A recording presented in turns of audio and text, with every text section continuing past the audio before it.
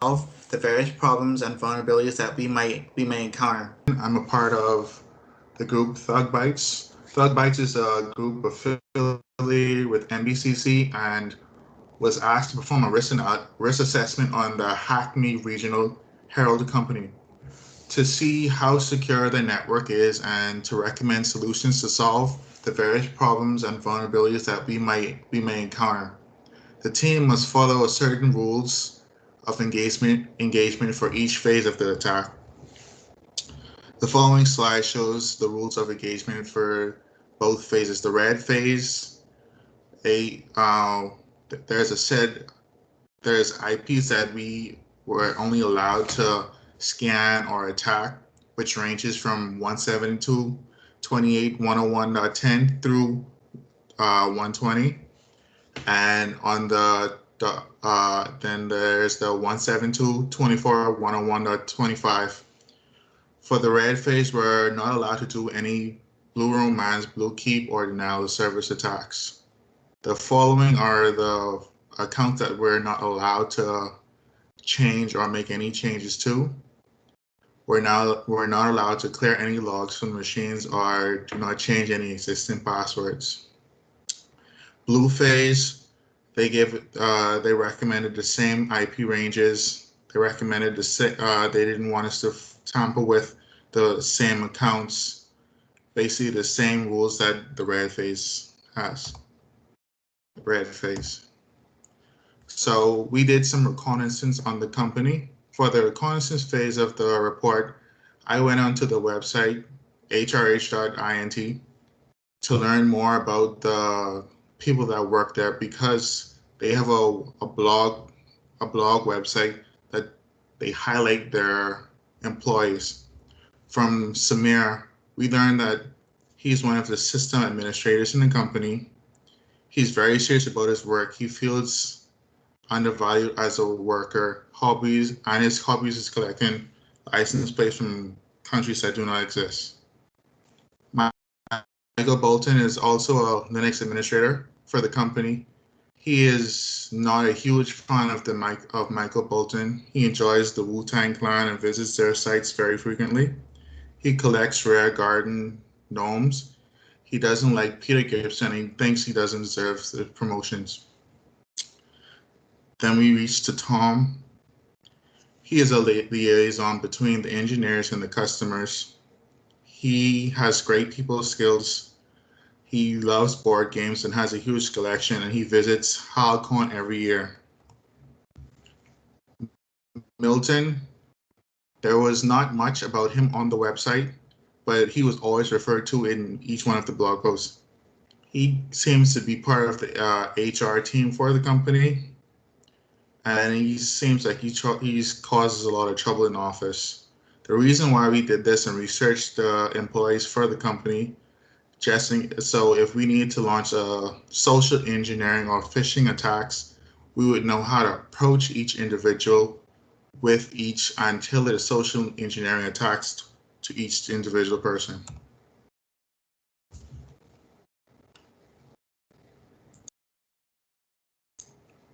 Next will be Vi. After the reconnaissance, we go straight into the vulnerability analysis. So from the system that we scans alongside the IP addresses and the open ports from the nmap scans command that we use the option F along with the ranges from the 172.28.101.10 and to the 172.28.101.120. The open ports in the slides indicates that for these ports numbers such as 22, 135, 139, 445, and 3389 indicate that we can utilize the vulnerabilities for the SSH, the SMB, RDP, DNS, or the Kerberos vulnerability. And for the next one, which is the nmap scans on the command with a ping scan and the OS scan on those mentioned IP ranges, We also enumerate the systems such as the Windows XP with 7, Windows 10, and the Linux. For the domain name, we also retrieve the correspondings with the hrh.int domain. And from the table, we can see that we can utilize the Windows and Linux related vulnerabilities.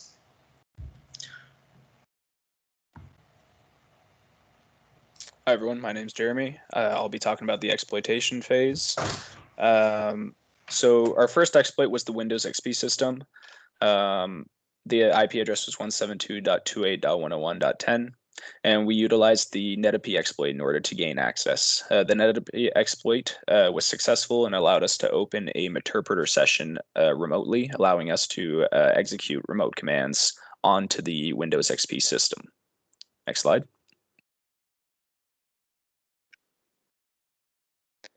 So the first thing we did, since we have system access, is use the hash dump command, which listed all the users and the hashes for each individual user, which we could use later on for password cracking purposes.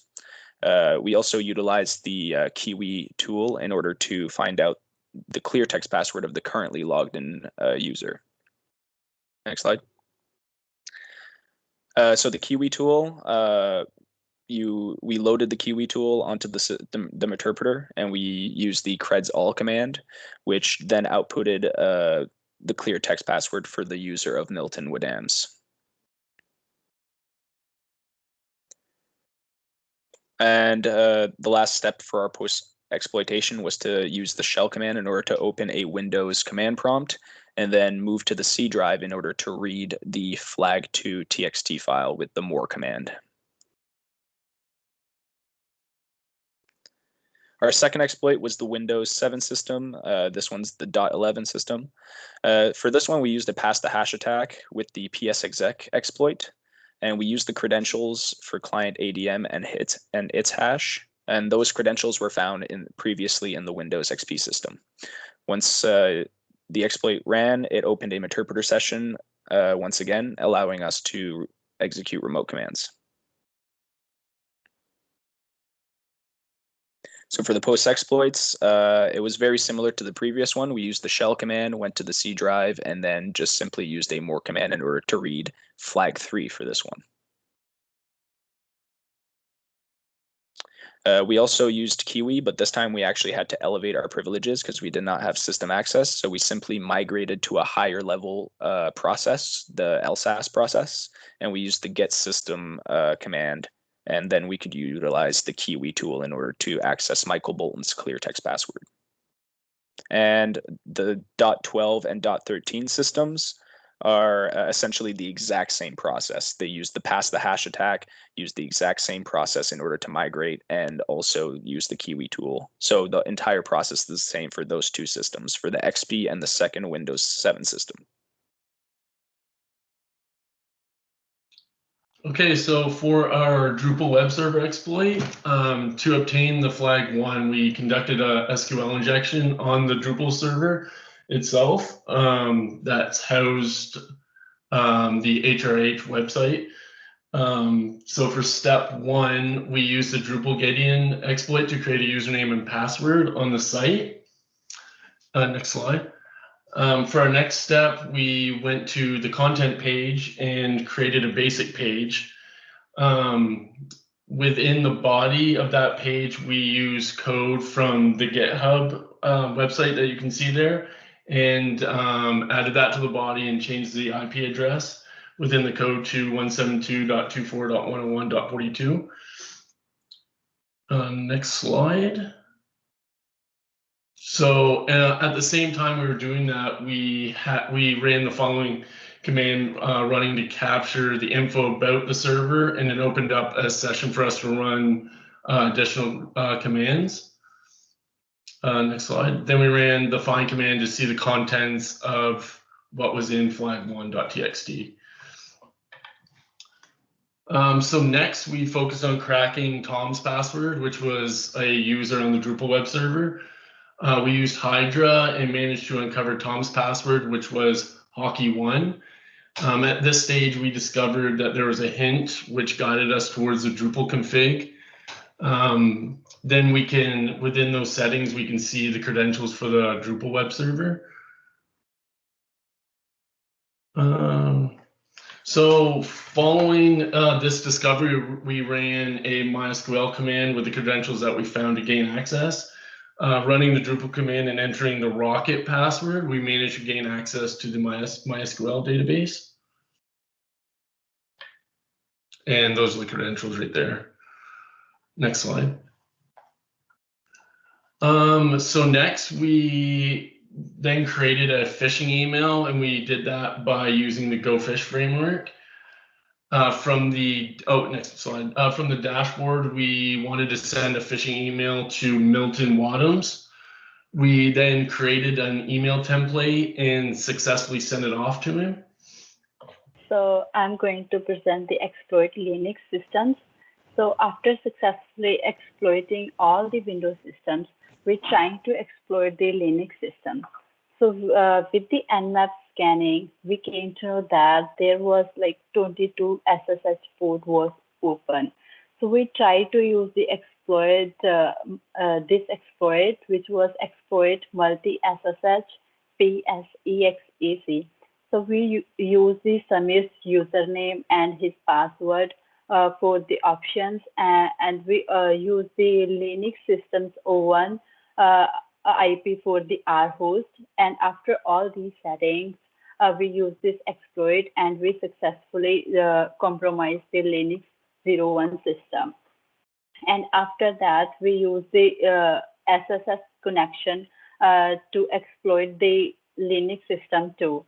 So we use here the Milton Bolton's credentials, and we got access to Linux 02 system with that. So after getting access to both of Linux systems, we did some post-exploitations on both systems. We opened EDC shadow directory where we found some encrypted passwords for the accounts for Intech 11, 12, and 13. And after that, we got also got access to flag 8 text file, and we got that the content of flag 8. And on the Linux system 2, we got the flag 52, and we got the content of 52 with the credentials of Samir's admin account. So moving to the next slide, as we got some passwords from Windows systems, Windows XP or Linux systems, we got some hashes from those systems. So we tried different password cracking tools like OPH Crack, Hydra, Hashcat, and John the Ripper. So with the OPH Crack, we download some tables like XP Free Small, XP Free Fast, and XP Specials. With these tables, we cracked some passwords for Intech 1, 2, 3, 4, and 6, and we got these passwords. So with the Hydra tool, we cracked the password of Tom, that was Hockey 1.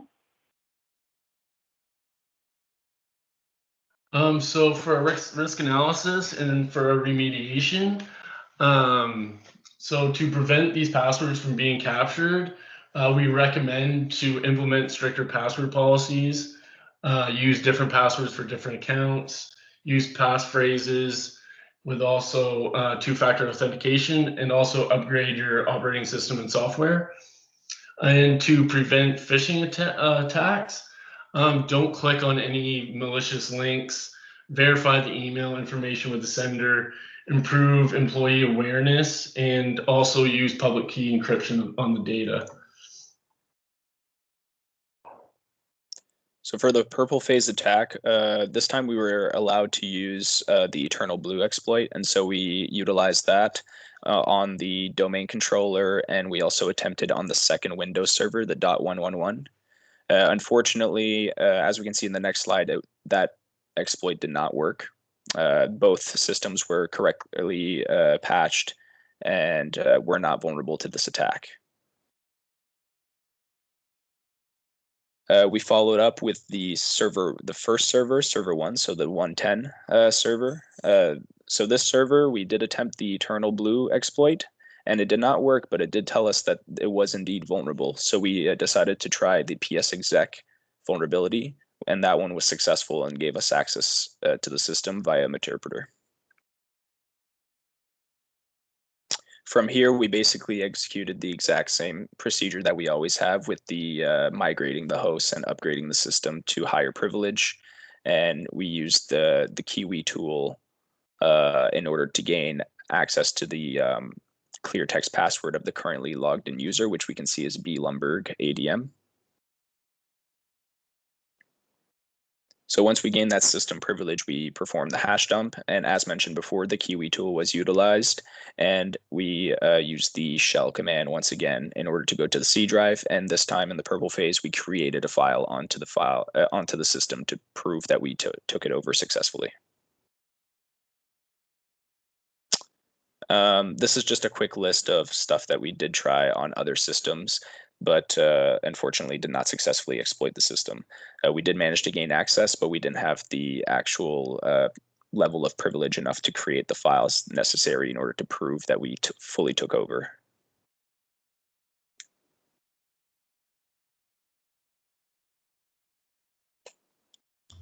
So now we move on to the blue phase of the report. So for the blue phase, we were asked to make some configurations to the network for the company. One of the requests was for SSH hardening. So just a brief overview, SSH hardening is a client server-based protocol this means that the protocol allows the device to request information from the services, the client, to connect to another device, the server. We put certain limits on who and what can connect to the device. The device that we hardened was HRH AWS Meet 3. So some of the criteria that the company asked for was to switch the SSH port from 22 to 2022, allow SSH to log everything that includes the successful and failed logins. They asked us to block logging into the router for an hour after four failed attempts, and each attempt must be 45 seconds apart. And even when the router goes into lockdown, the following IPs and networks are allowed to log into the router. So for the solution, to produce the solution, we did the following steps. We enabled SSH. We used the version 2 of the protocol. Then we enabled logging for stated for failed and unsuccessful logins. Then we assigned the LAN VTY04 and allowed it to log in local, which will ask the user to log in to if they are logging in remotely. Then we created 2 access control lists, an ACL named SSH allow and an extended ACL named timed out permit. And you use the following commands to do this. To lock the router for an hour, we use the login block for 3,600 attempts and for 4 attempts within 45 seconds. Then we enable the quiet mode, which acts like a backdoor for the router when it's logged in. Then this is the configurations that we use for the ACL, where you see it's denying port 22 and it's permitting port 2222. Then the extended ACL allows the following IP address and ranges to log in after the router goes into lockdown. And from the screenshots here, you could see all the other commands that we use. Then they asked us to configure BGP BGP is a broad gateway protocol. It is a standard exterior gateway protocol designed to exchange routing and reachability information between anonymous systems on the internet. So we use the following commands to configure BGP. On each router, we did the same exact commands. The only thing changed was the router BGP number. For two of the routers, it is 1688.6, and for another two, it was 6556.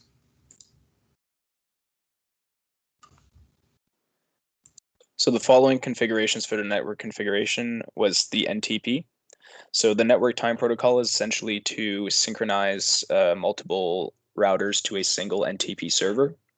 And this was tasked to be done on each and every router. So we start by entering into configuration mode and then simply running the NTP server command along with the IP of the specified NTP server. From there, we wait about 15 to 20 minutes to give the router a chance to synchronize with the NTP server. Here we got an example of CR1, so the first router that's successfully synchronized with the NTP server. So that's shown by the star symbol. The star symbol indicates synchronization, and the tilde symbol indicates configured. And then we can see the proper IP address as well. CR2 is the same thing, but configured and also successfully synchronized. As for AWS, we see there's no star. And if we go to the next slide, we also see that Azure does not have a star either. So that just indicates to us that it did not correctly synchronize, but the configuration was still somewhat successful. So this was caused for a misconfiguration with BGP initially before any configurations were made.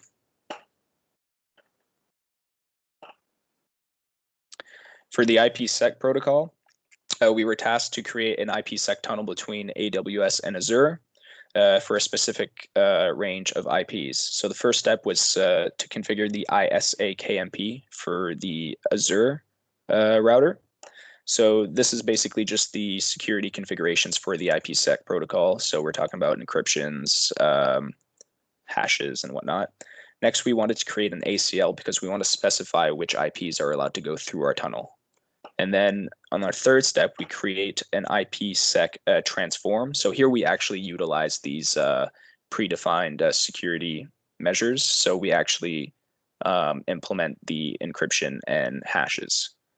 And in the fourth step, we create an IPsec crypto map. So essentially, we take all these different protocols and configurations and put it into one in order to create our IPsec tunnel. And finally, we apply the crypto map to an interface that is linked to the second router, which is the AWS router. And then we simply repeat all these steps for the AWS. So for the access control risk filtering, we were tasked to filter out all ICMP packets coming from one host to another. In order to do that, we simply create a deny rule for the access lists, and we permit all other IPs to go through. So we had to log the ICMP packets that were being denied, and we had to not disable the logs for all other IPs. So once it's been configured, we actually have to assign it to a specific interface or else it won't work. So that's what we did here. And here we can see the logs of all the ICMPs being denied. This is a very simple configuration. It's just the banner. So it's just a message that's indicated before assigning into a router. And that's simply done by, for all routers, it's the same. So you just use the banner MOTD, and then you write your message within there. And for us, it was just to indicate that only a specific amount of employees or a certain employee can access this router. So for PCAP, we were given the task to analyze a Windows 7 PCAP file that we suspected might have an attacker exploiting the system. So the first thing we did was we actually filtered for the Windows 7 IP address in order to narrow down the IP, the traffic. And we saw that there was a lot of TCP/TLS traffic, so we also filtered for that as well. So we noticed that most of the TCP/TLS traffic that was being generated by an address of 172.28.101.242, which is an unknown host that isn't part of the HRH organization.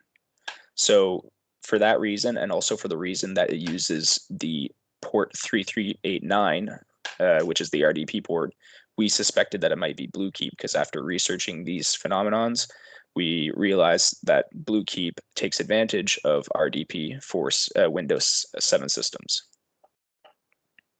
And here we simply have a screenshot of the TCP traffic, and we can see that it utilizes the 3389 port. So we use the QRadar to detect and investigate threats quickly in our blue phase. QRadar creates some offenses and events when some rules, which are like custom or default rules fired. So in blue phase, we got 7 to 8 offenses from attackers from the red phase.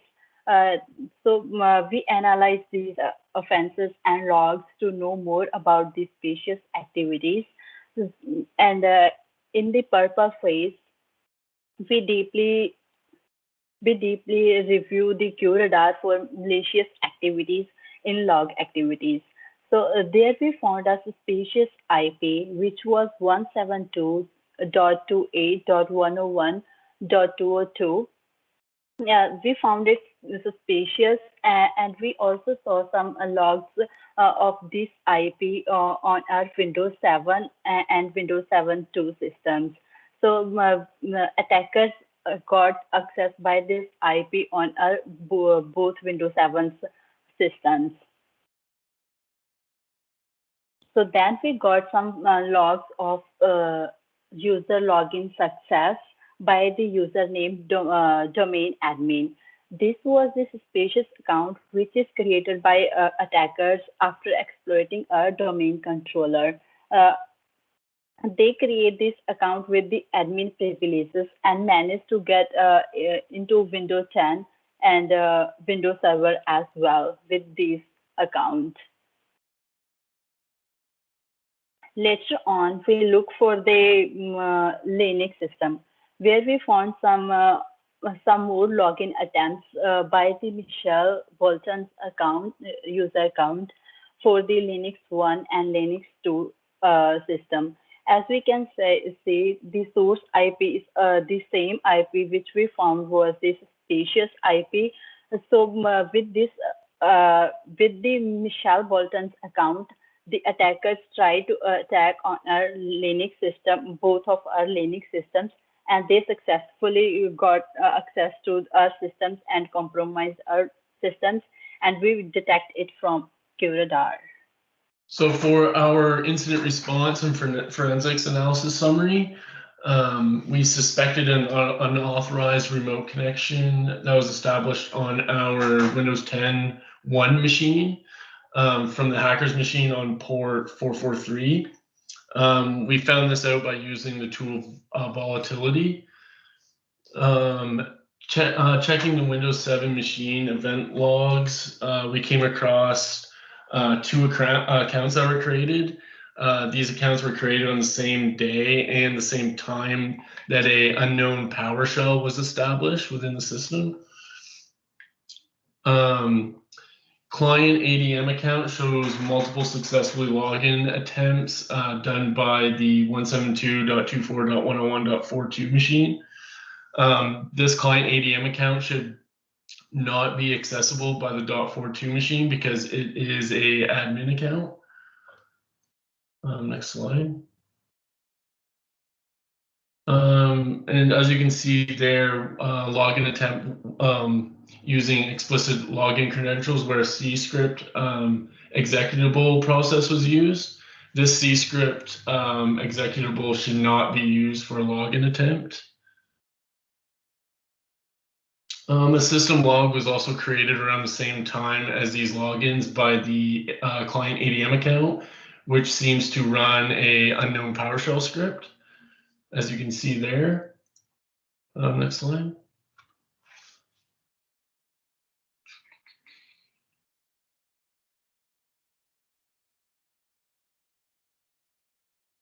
Next slide. So on our Windows XP system, we found potential malware using the malfind command, using the volatility tool. The team can save the memory segments from the command, which can be extracted by the team, as you can see there.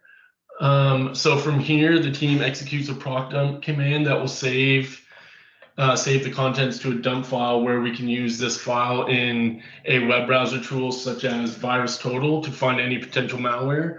And as you can see here, we found that the generic exploit to be pretty suspicious. For the vulnerability analysis, from the given IP ranges, we perform the scanning using the Nessus platform, and we found out that we need to showcase the risk level of a critical and high vulnerabilities. There are many familiar names, such as the REPRCE, the blue keep one, the S channel, the SMB, and the RPC. Their vulnerability scores are pretty high, as most of them are over 9.5, really dangerous for our system. And the IP addresses are almost related to the Windows 7.1 and Windows 7.2 machines. For the high level, we have two vulnerabilities. First one is the uh, RDP, and the score is 8.1. Second one relates to the SMB, and the score is also the same. We also perform three types of scan. First of all is the five-hole scan, which is from the ranges on the screen, and we found out that there are not many vulnerabilities in high and critical category, but most of them are medium, low, and information.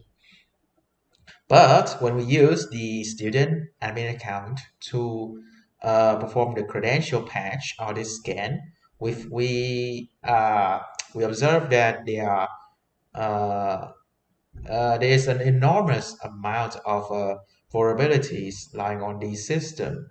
For example, for the first machine, we can see that there are 131 critical and 270 uh, high. And most of these vulnerabilities came from the not installing the K knowledge base version and the Adobe Flash Player not updated. The last type of scan we performed was the basic network scan, which we scanned 16 given addresses, and most of them did not contain any severe vulnerabilities, and most of them are low or information. So from these vulnerabilities, we come up with this remediation list that consists of 15 steps. The first few are upgrading the OS, such as the XP 7.10, Server 2012, Linux, and the Drupal server. We also need to update the web browsers to avoid the exploitation of the browsers, and also the Adobe Flash Player and the Mozilla Thunderbird, even though the Adobe Flash Player is not supported. We also need to install the required KB versions, the Mozilla Firefox, and the PuTTY version upgrade. We also need to prevent Bluekeep by updating the setup patches, changing the password for each user by including a strong combination of characters. Moreover, we have to ensure that the domain accounts have different passwords from the admins, and we have different password for user accounts that are on multiple systems. For the Windows domain system, we suggested that the user must change the password, as some of them are pretty easy for the hackers to crack. And we also need the users to have the password not be a simple variation, because that can become a security issues, and because some of them reuse the passwords. And these are the suggested new password that we apply for each account in the HRH infrastructures. And thank you everyone for watching our videos.